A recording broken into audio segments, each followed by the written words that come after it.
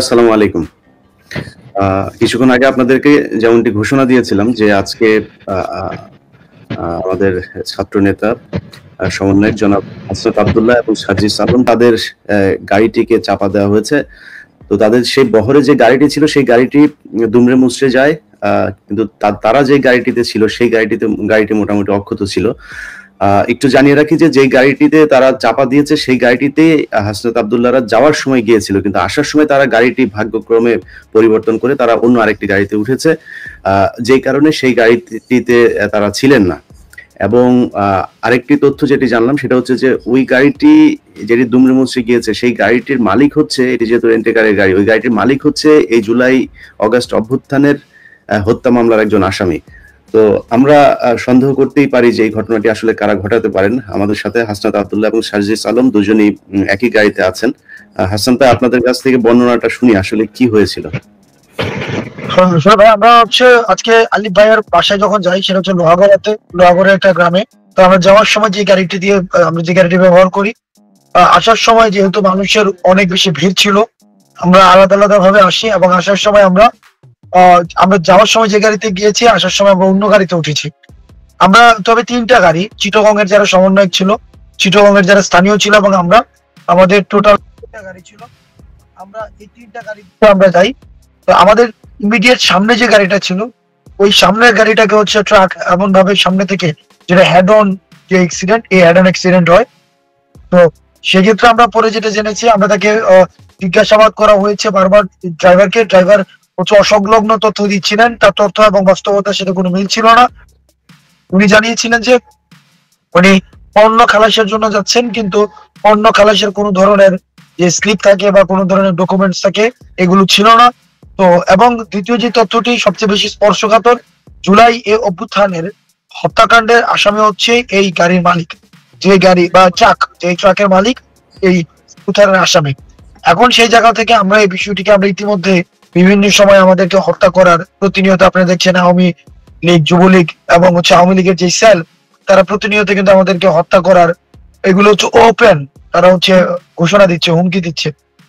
একটা বিষয় দেখেন, এত কিছুর পরেও আমরা দেখেছি যে বিগত ফেসিস্ট সরকারের সময় বঙ্গবন্ধু যাকে বলা হতো, যে শেখ মুজিবের 15 আগস্টে যদি কেউ কালো ব্যাজ ধারণ না করতো, তাও তাকে পুলিশে ধরে নিয়ে যেত।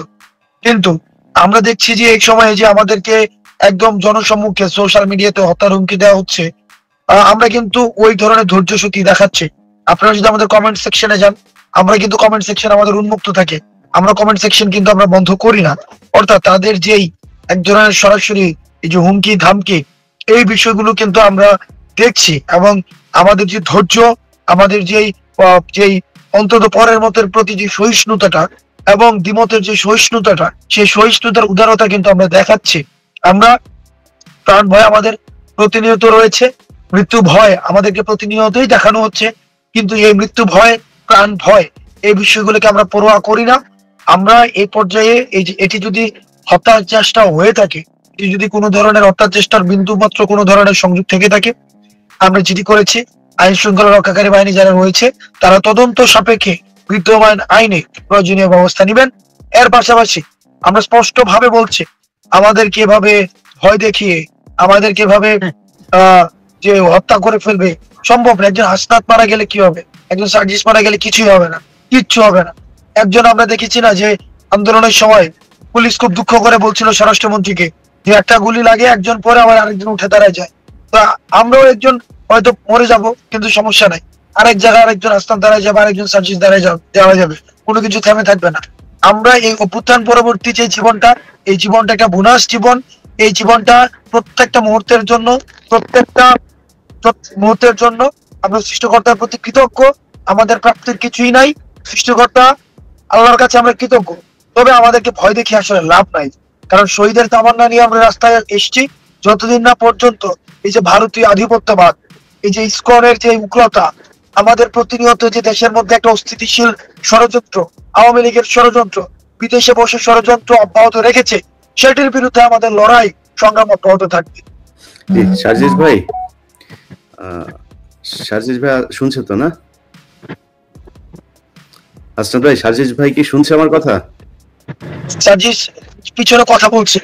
আচ্ছা শাহজিজ ভাই, আপনার সাথে আপনাকে একটু শুনি। তার মাঝখানে হাসনাত ভাই, আমরা একটু ইসকনের বিষয়টা নিয়ে কথা বলতে চাই।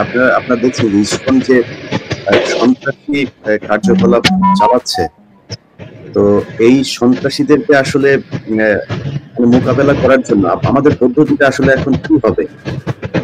আজিজ ভাই, আপনার কাছ থেকে শুরু করি, শেষ করি। সেটা হচ্ছে যে ইসকনের পরিস্থিতি আপনারা দেখছেন সারা দেশে তারা কি ধরনের তাণ্ডব চালাচ্ছে। গতকালকে যে কায়দায় একজন মানুষকে জবাই করে হত্যা করা হয়েছে, এরপরেও মানে তাদের ব্যাপারে কি তাদেরকে সন্ত্রাসী সংগঠন হিসেবে চিহ্নিত করা, নিষিদ্ধ করার ব্যাপারে আপনাদের কোনো প্রক্রিয়া আছে কিনা? দেখুন ভাই, আমরা আমাদের জায়গা থেকে একটা জিনিস স্পষ্ট করে বলেছি, সেটা হচ্ছে যে ধর্ম আমাদেরকে শেখায় যে প্রত্যেক ধর্মের প্রতি শ্রদ্ধাশীল হতে।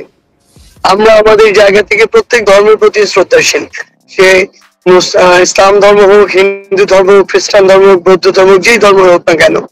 কিন্তু কোন একটা ধর্মের নাম ব্যবহার করে কেউ যদি কোন একটা উগ্রবাদী সংগঠন করে এবং সেই উগ্রবাদী সংগঠনকে ব্যবহার করে মানুষকে প্রকাশ্যে দিবালোকে জবাই করে হত্যার মতো নৃশংস ঘটনা ঘটায়, তাহলে সেই উগ্রবাদী সংগঠনের অস্তিত্ব কখনো আমরা সমর্থন করতে পারি না। এই কারণে আমরা আমাদের জায়গা থেকে আজকে স্পষ্ট করে বলেছি, ইসকন নামক উগ্রবাদী সংগঠন, যার অতীত রেকর্ড যদি আপনি দেখেন, যেই কালো রেকর্ড গুলো এখন বের হয়ে আসছে, যে রেকর্ড গুলো এতদিন আওয়ামী লীগ ধামাচাপা দিয়ে রেখেছিল, সেই রেকর্ড গুলো কিন্তু এখন বের হয়ে আসছে। আমরা আমাদের জায়গা থেকে স্পষ্ট করে বলেছি, ধর্মকে ব্যবহার করে কোন একটি উগ্রবাদী সংগঠন, এই ইসকনের মতো সংগঠন যদি বাংলাদেশে এরকম নারকীয় ঘটনা যা ঘটিয়েছে তা আবারও ঘটায়, তা আমরা আমাদের জায়গা থেকে কখনোই হতে দিব না, এবং সেটি ঘটানোর পূর্বেই যেন তাদেরকে তাদের জায়গায় নিষিদ্ধ করা হয়। আমরা আরেকটা জিনিস বলি, এই বিষয়ে আমাদের অবস্থান একদম স্পষ্ট।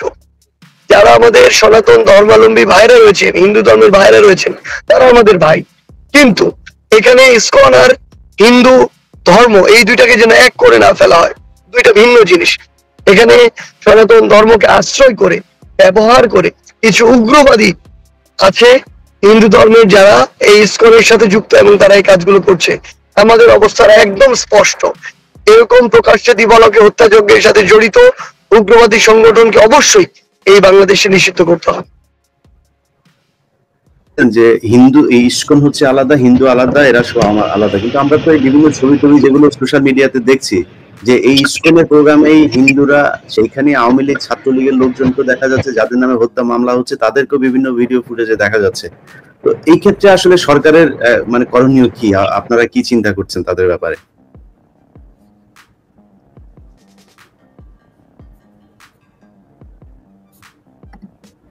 সাজিদ ভাই, আপনার ইয়েটা অফ।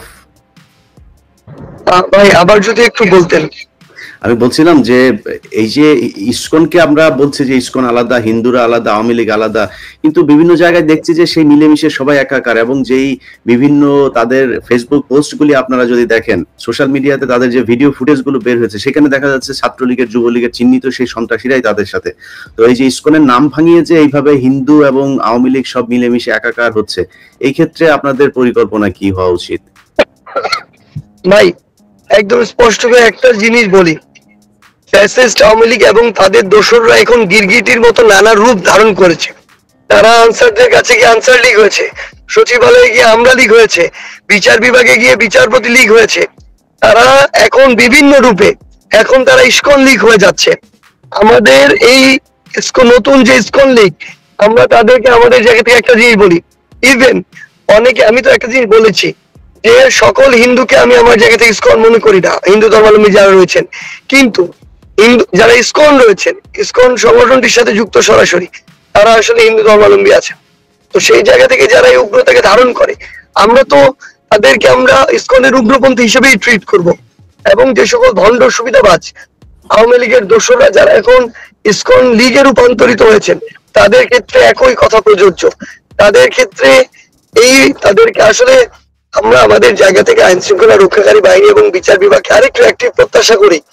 আমরা এই ঘটনা তো 5ই অগাস্টের পরে বাংলাদেশে এরকম প্রকাশ্যে দিবালোকে একজনকে জবাই করে হত্যা করা হবে, এটা কিভাবে সম্ভব? এটা তো আমাদের কল্পনার মধ্যেও ছিল না। সেই জায়গায় যে রূপেই হোক, যেভাবেই হোক, যেই ধর্মের পরিচয় হোক না কেন, যা কিছু ব্যবহার করে হোক না কেন, যে এই হত্যাকাণ্ডের সাথে জড়িত, যারা উস্কানি দিয়েছে, এখন দিচ্ছে, তাদের সবাইকে দ্রুত বিচারের আওতায় এনে এই যে একটি অপ্রত্যাশিত নৃশংস ঘটনা, এটির একটি মীমাংসা এবং দৃষ্টান্তমূলক শাস্তির ব্যবস্থা করতে হবে। জি, ধন্যবাদ ভাই। আপনারা দুজনই খুবই ক্লান্ত দেখা যাচ্ছে, বিশেষ করে হাসনাত ভাইকে খুবই ক্লান্ত দেখা যাচ্ছে। আপনাদের কাছে আমার একটা অনুরোধ থাকবে হাসনাত ভাই, যে আপনারা এই যে এখন যে রাতের বেলায় যে এত রাতে আপনারা গাড়িতে করে ঢাকায় ফিরছেন, এটা আমার কাছে পছন্দ হয় নাই। এই বিষয়গুলোতে আপনাদেরকে আরো সতর্ক হতে হবে, এবং যারা এই ফ্যাসিস্ট সরকারের বিরুদ্ধে, এই সন্ত্রাসী ইসকন, সন্ত্রাসী আওয়ামী লীগ, এদের বিরুদ্ধে, এবং কিছু হিন্দু সংগঠন, আমি কালকে একজনের একটা ইমেল পেয়েছি ভাই, ওদের ইসকনের চাইতে ভয়ঙ্কর কিন্তু হচ্ছে এই যে হিন্দু জাগরণী জোট নামে একটা নতুন এই সংগঠন, তাদের ইদানিং খুব দেখা যাচ্ছে। কালকে একটা সন্ত্রাসী আপনার এই যে মিডিয়াতে বক্তব্য দিয়েছে, সেই জোটের সম্ভবত একজন মুখপাত্র। তো এদের ব্যাপারে আমার মনে হয় আপনাদের অনেক বেশি হওয়া দরকার। আমি সেই 2019 সালে আমার একটা ডকুমেন্ট ছিল, সেখানে আমি দেখিয়েছিলাম যে এরা কিভাবে সংঘবদ্ধভাবে সেই তাদের নিজেদের ট্রান্সপোর্টেশন আছে, নিজেদের ওয়্যারলেস সুবিধা আছে, তাদের অস্ত্র আছে, সবকিছুই তারা খুব পরিকল্পিতভাবে এই দেশে সন্ত্রাসী কার্যক্রম চালানোর জন্য করছে। আমার মনে হয় আপনারা যখন রাতের বেলা বা দিনের বেলা যখন যেখানে যান, যেই জেলাতে যান, সেই জেলার পুলিশ সুপারকে ইনফর্ম করা, এবং তারপরও নিজেদের কিছু ইহেও রাখা, কারণ ইসকন যে পরিমাণে প্রশাসনে তাদের লোক ঢুকিয়েছে, কাকে বিশ্বাস করবেন সেটা নিয়েও আসলে একটা সন্দেহ রয়ে গেছে। হাসনাত ভাই যদি কিছু বলতে চান আপনি বললে আমরা শেষ করি। আমরা যেটা বলতে চাই সেটা হচ্ছে যে বাংলাদেশে যদি কেউ থাকে, তাকে বাংলাদেশি হিসাবেই থাকা উচিত। বাহ্যিক ভাবে বাংলাদেশি আর মানসিক ভাবে ভারতীয়, এইভাবে আসলে বাংলাদেশে এক ধরনের দ্বৈত মানসিক অবস্থা নিয়ে থাকা খুবই ডিফিকাল্ট। সেজন্য আমার সনাতন ধর্মের যে ভাইয়েরা রয়েছেন, আমরা সবার ধর্মীয় সম্প্রীতিতে আমাদের পূর্ণ সমর্থন রয়েছে।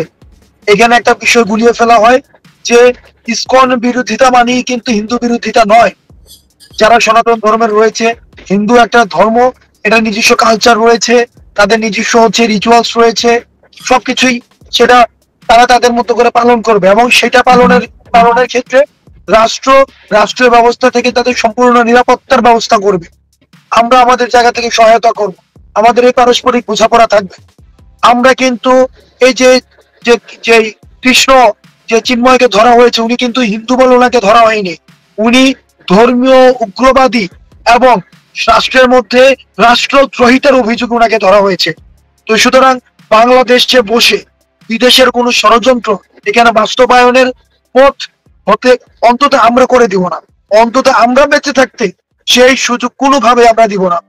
2 নম্বর বিষয় হচ্ছে যে পার্শ্ববর্তী দেশ যে ভারত, আমরা আমাদের বাড়ি যে ছোটবেলা থেকে আমরা দেখছি যে তাদের সাথে বাংলাদেশের যে সম্পর্ক, এই সম্পর্কটি কিন্তু ন্যায্যতার ভিত্তিতে গড়ে ওঠেনি। এই সম্পর্কটি হয়েছে আপোষের ভিত্তিতে। এই সম্পর্কটি হচ্ছে ঢাকায় ক্ষমতা টিকিয়ে রাখার জন্য দিল্লিকে কিপলা বানিয়ে রাখা হয়েছে। দিল্লিকে সবসময় হচ্ছে এক ধরনের মেরুদণ্ড বর্গা দিয়ে ঢাকার হচ্ছে বঙ্গভবনে ক্ষমতায় দখল করে রাখা হয়েছে। আমরা আমাদের 24 পরবর্তী বাংলাদেশে এই দিল্লিকে ক্যাপলা বানিয়ে বাংলাদেশ শাসন করবে, এই সুযোগ আর নেই। সেজন্য আমাদের ভারতের সাথে সম্পর্ক হবে ন্যায্যতার ভিত্তিতে। সেই ন্যায্যতার জায়গা থেকে ভারত যেহেতু খুনি ফ্যাসিস্ট শেখ হাসিনাকে আশ্রয় দিয়েছে, আমরা চাই, এবং আমাদের দেশে যে ষড়যন্ত্রগুলো হচ্ছে সেই ষড়যন্ত্র কিন্তু ভারতে বসে হচ্ছে। সেজন্য ভারতের প্রশাসন, ভারতের ফরেন মিনিস্ট্রির উচিত, এবং আমি মনে করি এই অন্তর্বর্তীকালীন সরকার ভারতের ফরেন মিনিস্ট্রির কাছে জবাবদিহিতা চাওয়া উচিত। কেন তারা এই আওয়ামী লীগ সরকারকে, যে সরকারকে জনগণ সিদ্ধান্ত নিয়েছে যে তারা এই দেশে থাকবে না, এই সরকারকে কেন তারা হচ্ছে সহায়তা করছে, এই বিষয়ে বাংলাদেশের উচিত ফরেন মিনিস্ট্রির হচ্ছে জবাবদিহিতা চাওয়া। তৃতীয় বিষয়, ভারতকে বোঝা উচিত ভারতের যে সম্পর্কটি, এটি হচ্ছে নেশন টু নেশন রিলেশন, অর্থাৎ ভারতের সাথে বাংলাদেশের। কিন্তু আমরা এই বিষয়টি অনুভব করছি, ভারত বাংলাদেশের সাথে সম্পর্ক করতে চায় না, ভারত ফেসিবাদের দূষর আওয়ামী লীগের সাথে সম্পর্ক করতে চায়। অর্থাৎ ভারত যদি মনে করে থাকে যে তারা নেশন টু নেশন সম্পর্ক ডেভেলপ না করে, তারা নেশন টু পার্টি সম্পর্ক ডেভেলপ করবে, party to party, nation to party অথবা পার্টি টু পার্টি সম্পর্ক ডেভেলপ করবে, তাহলে এটি এই 24 পরবর্তী বাংলাদেশ অথবা বর্তমান বিশ্ব রাজনৈতিক ব্যবস্থার ক্ষেত্রে এটি একটি ত্রুটিপূর্ণ সিদ্ধান্ত বলে আমি মনে করছি। সেজন্য পৃথিবীর কেউ আমাদের একটা রিসিপ্রোক্যাল একটা ওয়ার্ল্ডে আমরা বসবাস করি, প্রত্যেকে প্রত্যেকের সহায়তা নিয়ে বসবাস করে, প্রত্যেকের একজোটার ভিত্তিতে বসবাস করে।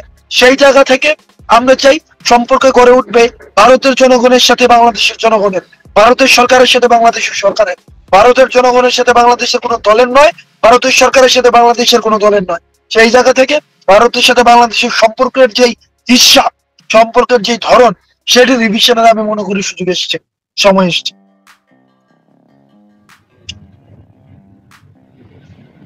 হাসনাত ভাই ধন্যবাদ। জি, হাসনাত আব্দুল্লাহ ভাই এবং সাজিস আলম সহ নাহিদ ইসলাম এবং আসিফ ভাই আরো যারা ছাত্র আন্দোলনে অংশ নিয়েছিলেন, অনেকেরই নাম বলতে গেলে সময় লাগবে।